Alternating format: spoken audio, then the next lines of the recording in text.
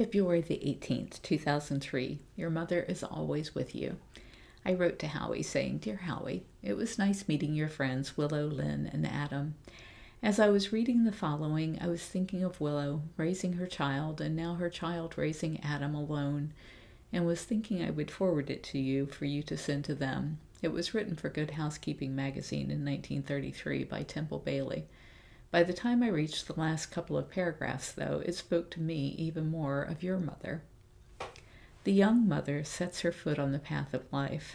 Is this the long way, she asks, and the guide says, yes, and the way is hard, and you will be old before you reach the end of it, but the end will be better than the beginning.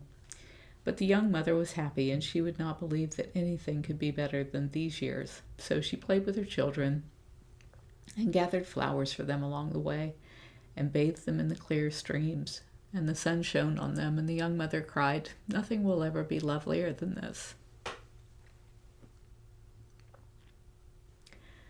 Then the night came, and the storm, and the path was dark.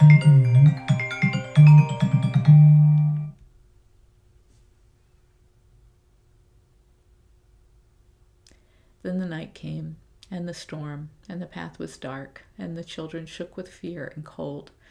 And the mother drew them close and covered them with her mantle. And the children said, Mother, we are not afraid, for you are near, and no harm can come. And the morning came, and there was a hill ahead, and the children climbed and grew weary, and the mother was weary. But at all times she said to the children, A little patience, and we are there. So the children climbed. And when they reached the top, they said, Mother, we would not have been able to do it without you.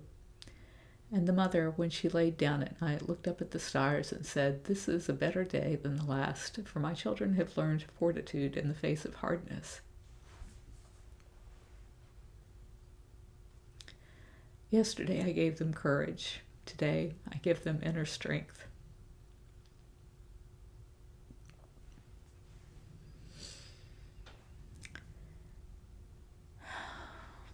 And the next day came, strange clouds which darkened the earth, clouds of war and hate and evil. And the children groped and stumbled, and the mother said, Look up, lift your eyes to the light. And the children looked and saw above the clouds an everlasting glory, and it guided them beyond the darkness.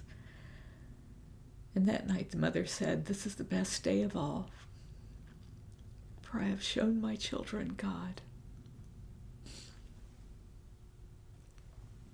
And the days went on, and the weeks, and the months, and the years. And the mother grew old, and she was little and bent.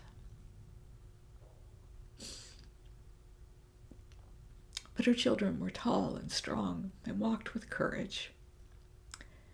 And when the way was rough, they lifted her, for she was light as a feather. And at last they came to a hill, and beyond they could see a shining road and golden gates flung wide. And the mother said, I have reached the end of my journey, and now I know the end is better than the beginning. For my children can walk alone, and their children after them. And the children said, You will always walk with us, Mother, even when you have gone through the gates. And they stood and watched her as she went on alone, and the gates closed after her. And they said, We cannot see her, but she is still with us. A mother like ours is more than a memory.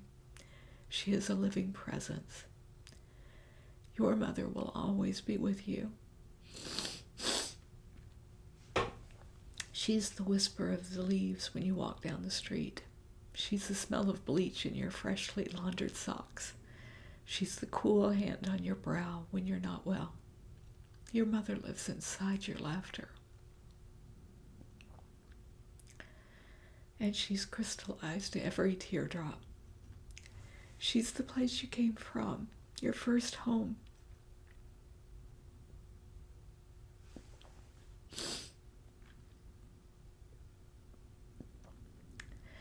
And she's the map you follow with every step you take.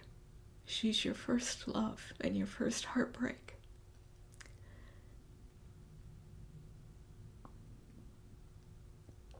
and nothing on earth can separate you. Not time, not space, not even death.